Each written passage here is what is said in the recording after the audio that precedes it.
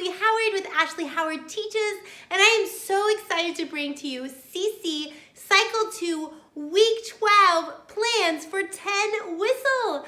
All right, so you've made it to the last week. That's incredible. It's so exciting to wrap up the 10 Whistle week, and I want to give you specific, detailed, step-by-step plans. So let's get started. But before we get started, would you hit that subscribe button so that you don't miss a thing for tutor plans for weeks 13 through 24. I'll have detailed tutor plans along with fine arts and orchestra. So don't forget to hit that subscribe button. I also have an upcoming video for week 12 tutor plans, so you don't want to miss that either.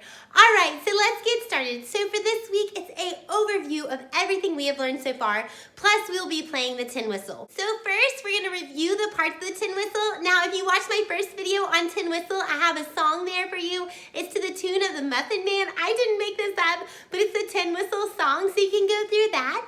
And then what you can do is do Simon Says tin whistle. So you'll say, Simon says, touch the fipple, and they'll touch the fipple. And so you'll go through and do that. So they love to have fun, love to do something exciting with the tin whistle. So we will start with that. Afterwards, I will have each student come up and they will get to hold my pointer finger right here. I have all of my classroom materials linked down below, so if you need any of these, be sure to check them out. All right, so what they'll do is I'll say, okay, touch the fipple, and they'll use my pointer and touch the fipple. So everyone gets a chance to come up and have fun and show what they've learned. And if I have more time, then I can let them be the teacher. They get to point to the one, and then the whole class gets to tell what part of the tin whistle is. So that is what we will do for parts of the tin whistle. So then we will move on to dynamics. So what I like to do is get a paper bag, put animal pictures inside, and then I will put my different dynamic terms in a different bag. So each child will get to come up, they will pull out an animal card, and then they will pull out a dynamic card.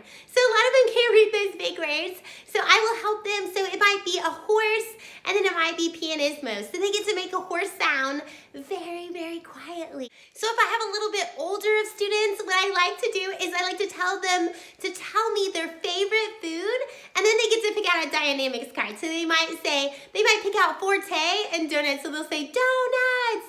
So they get a good kick out of that and laugh about it. So that's kind of fun. So if I notice that we have enough time, that we're still kind of early in the class, I like to bring out the treble clef at this point. They can practice tracing the traceable paper, or they can try drawing it on their own. It's always fun to bring little whiteboards where they can practice it if you have those available. If not, just pieces of paper is great too. All right, so after we have done that, we're gonna move on to rhythm. First, I will ask them what rhythm is, and we will talk about how music can form patterns by the notes that are used. We are also going to briefly hit on time signatures and how they tell how many beats are in each measure. All right, so I found this really handy sheet. If you're not very musically inclined like me, that gives great explanations.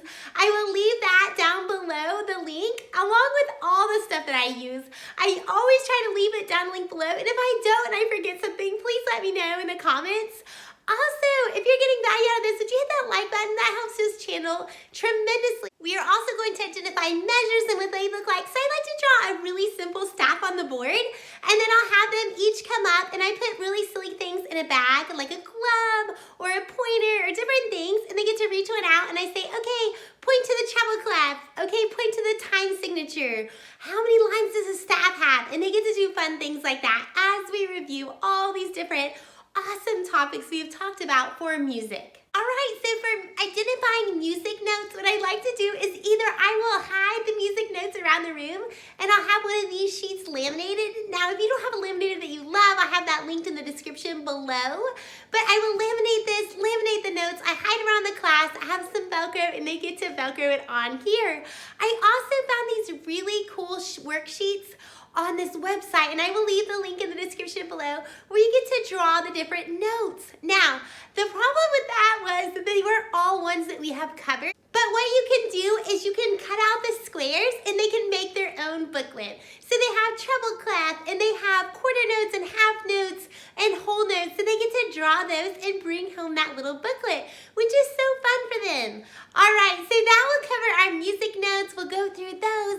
We'll go through our staff and our 5 lines, and then it's time to move on to playing our tin whistle.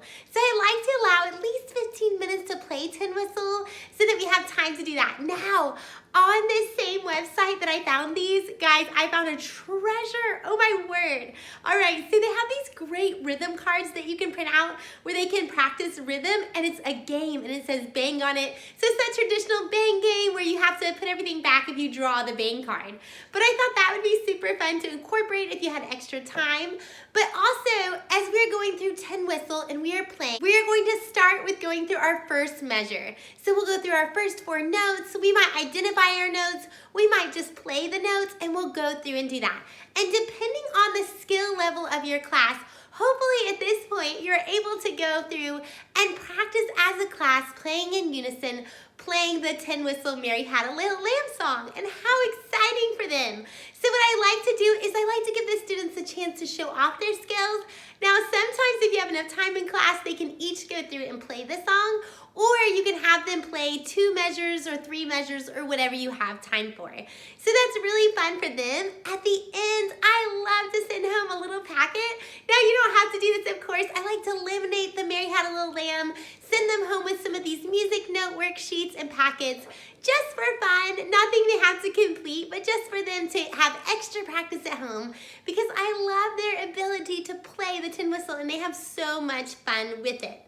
All right, so that concludes our 10 Whistle plans.